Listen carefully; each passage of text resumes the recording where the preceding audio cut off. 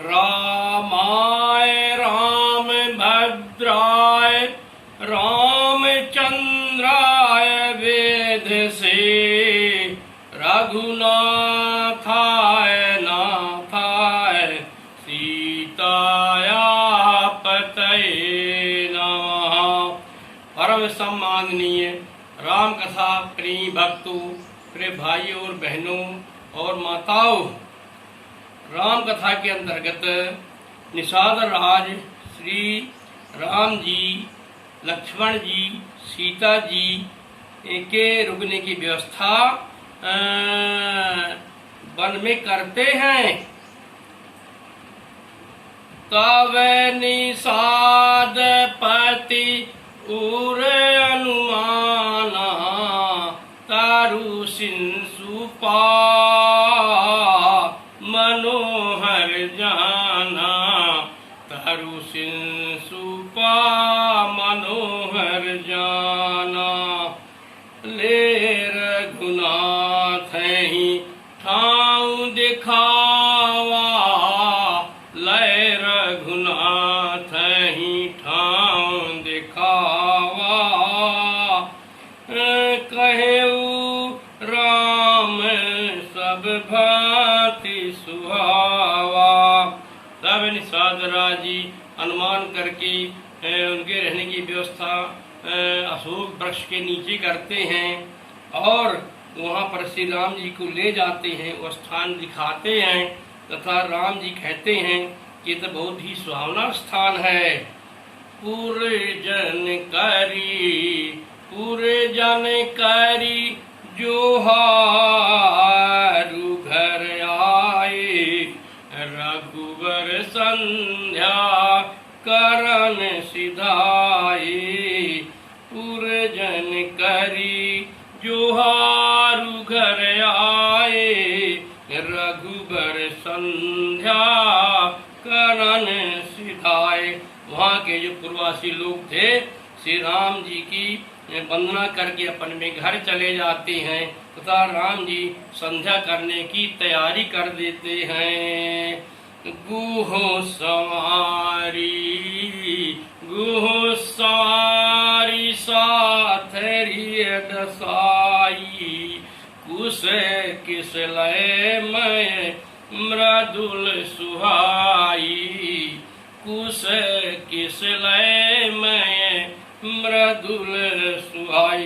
उधर श्री निषाद राज जी कुश और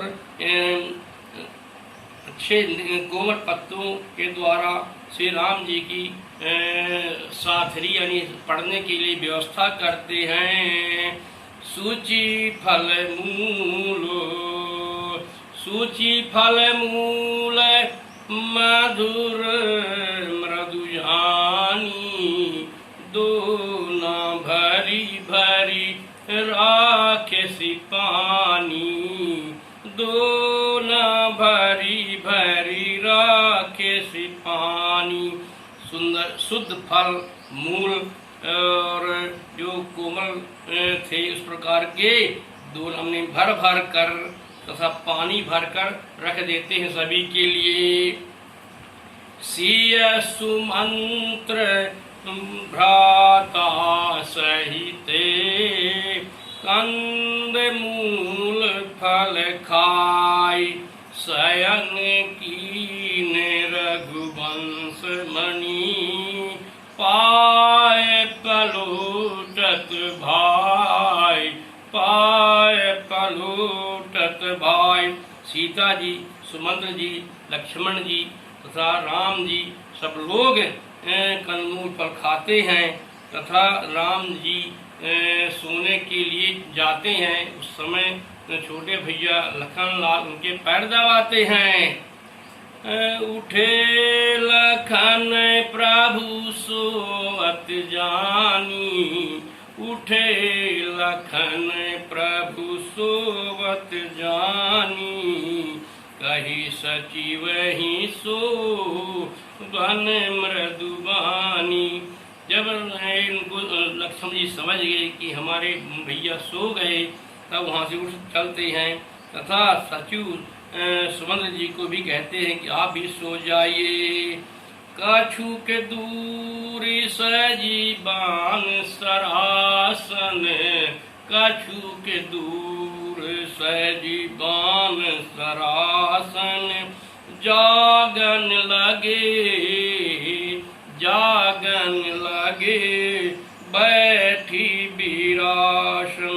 तथा कुछ दूर पर जाकर लक्ष्मण जी धनुष बाण को तैयार करके वहाँ बैठ जाते हैं तथा वीरासन में बैठकर जागने लगते हैं, रखवाली करते हैं अपने भैया सबकी।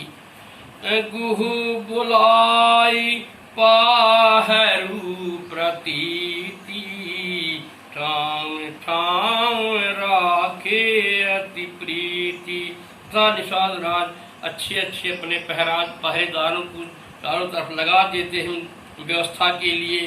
आप लखन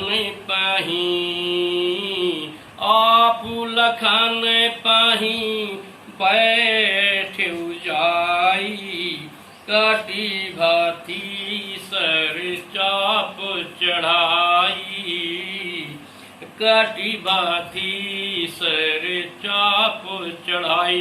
तो आप खुद निषाद राज जी लक्ष्मण जी के पास चले जाते हैं और वो भी कमर में तरकस बांधकर धनुष बाण लेकर तैयार हो जाते हैं पहरेदारी के लिए। सोवत प्रभु ही निहारी निखादू, भयउ प्रेम बस हृदय विषादू। तन पुलकित